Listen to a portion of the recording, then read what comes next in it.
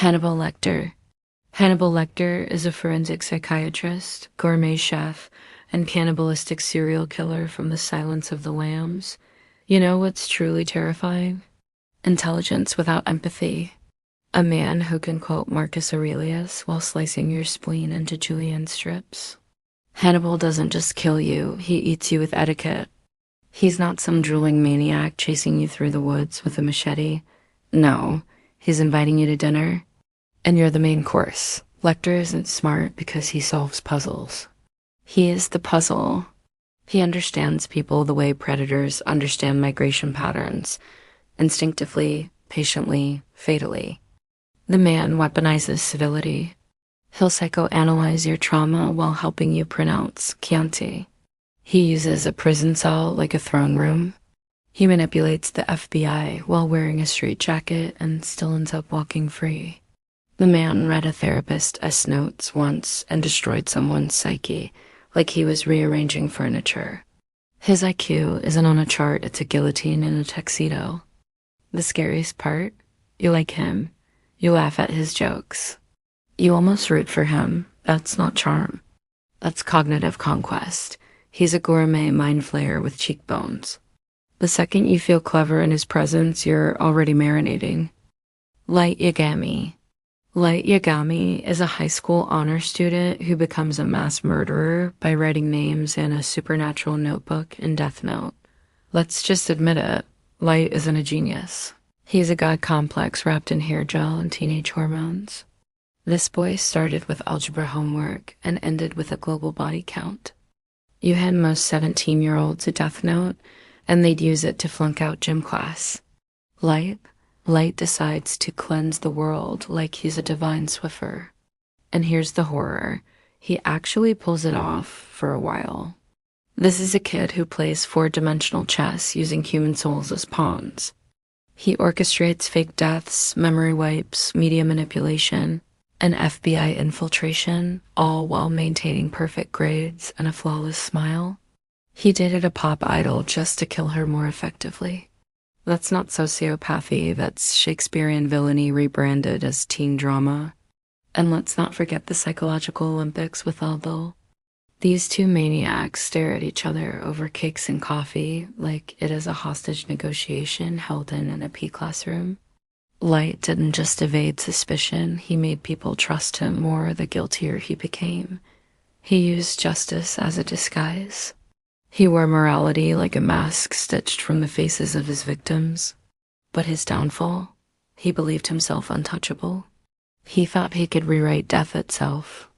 He didn't realize that genius is brittle when it calcifies into arrogance. The light that burns twice as bright may blind everyone, but it still burns out. Tom Ripley. Tom Ripley is a charming conman and murderer who infiltrates lives and erases identities in the talented Mr. Ripley. There's something sickly beautiful about watching Tom Ripley work like a Monet painted in blood. He doesn't stalk. He oozes into your life. At first, he's just some awkward guy with a secondhand jacket and a shy smile. By the time you realize he's dangerous, you're already wearing concrete shoes at the bottom of the Venetian lagoon. Ripley doesn't kill out of rage. He kills out of necessity, his necessity. He sees people as passports to the life he deserves. And if you're useful, he mimics you like a mirror with a pulse. He studies your voice, your shoes, your laugh, your soul, and when he gets it just right, he peels you off like old wallpaper and puts himself on the wall instead. What makes him terrifying isn't just the fraud, the lies, the mounting corpses. It's the precision. Tom doesn't improvise, he curates. Every murder is like changing a tie, quiet, clean, almost apologetic. But behind the boyish face is a void so deep you could scream into it and never hear the echo. Ripley kills not to destroy but to preserve a fantasy, one in which he matters. He's not hunting victims. He's editing his biography. Anton Chigurh. Anton Chigurh is a relentless assassin who decides life and death with the flip of a coin in No Country for Old Men. He walks like he doesn't need to, like gravity apologizes to him. There's something primal and alien about Chigurh, like a concept escaped from philosophy class and learned how to use a bolt gun. He's not a man, he's a consequence. He doesn't chase. He waits calmly while the world collapses, trying to escape his inevitability. His intelligence isn't showy. There's no monologue, no mustache twirl. It's all in the strategy, the way he finds you, the way he never breaks routine. Chigurh kills like he's pruning a garden. Quick, quiet, unemotional. He doesn't choose victims. He lets a coin flip decide as if he's outsourced morality to fate itself. But that's the horror, isn't it? He sees himself as an agent of cosmic balance, no empathy, no guilt. Just a rulebook he wrote in the blood of logic. You look into his eyes and see nothing staring back but the sound of inevitability.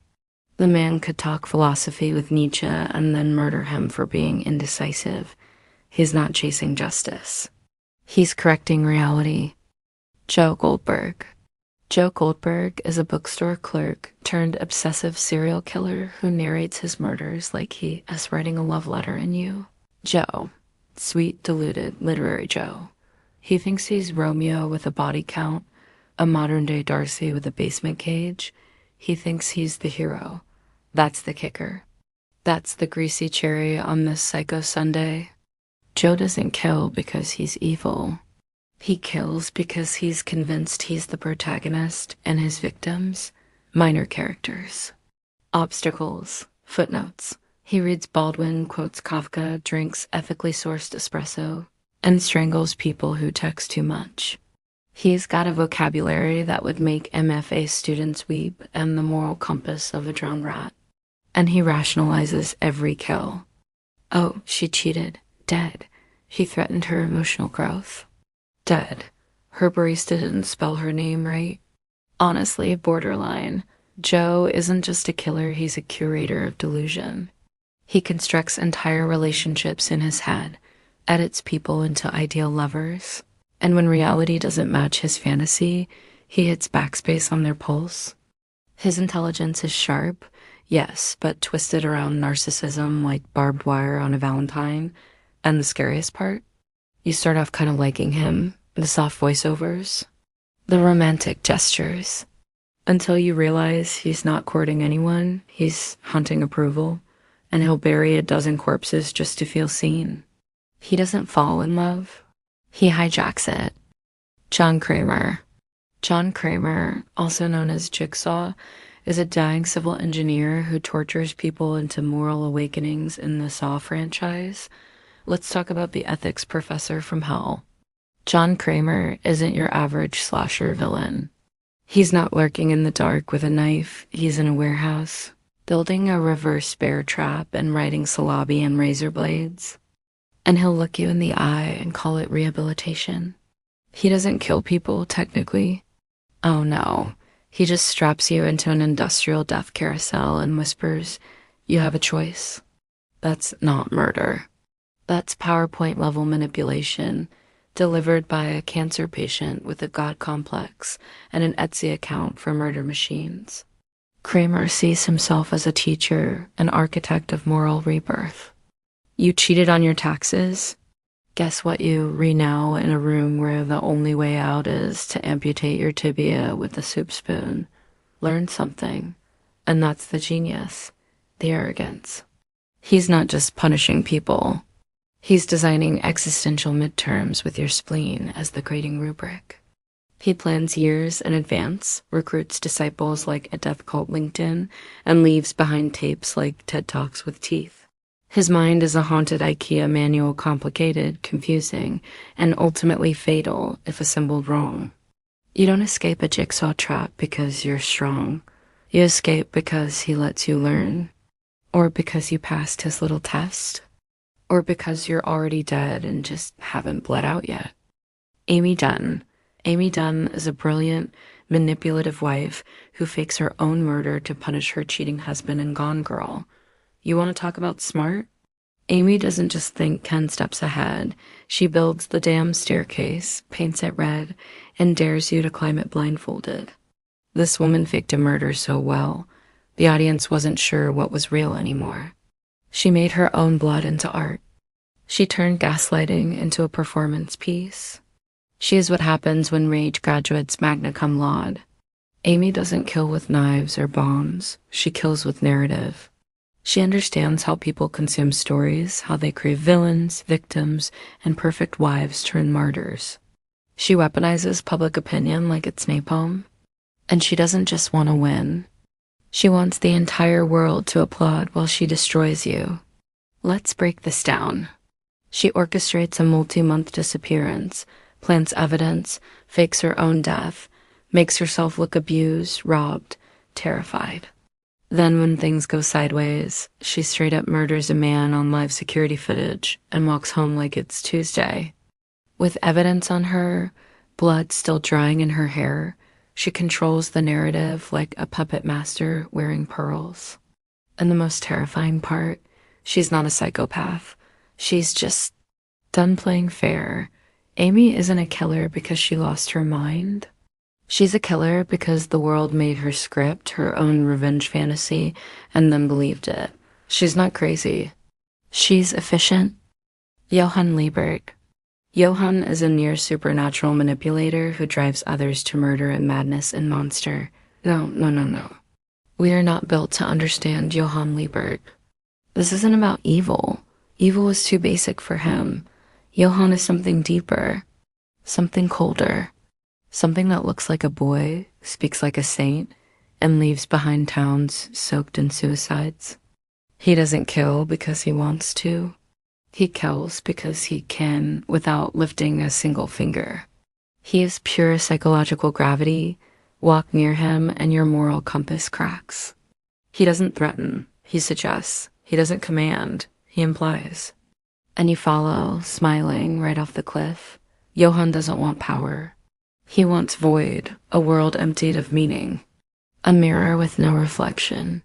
He convinces children to murder. He makes mothers abandon infants. He doesn't break people. He unravels them until they read nothing but skin puppets full of fear. Every whisper, every look is a virus infecting your soul. And he does it all while being beautiful, blonde, serene, seraphic. He's not even trying. That's what haunts you. He doesn't need knives. His voice is enough. He doesn't need to run. The world rearranges itself to get out of his way. He is not a man. He is the question, what if the devil smiled and the world loved him for it?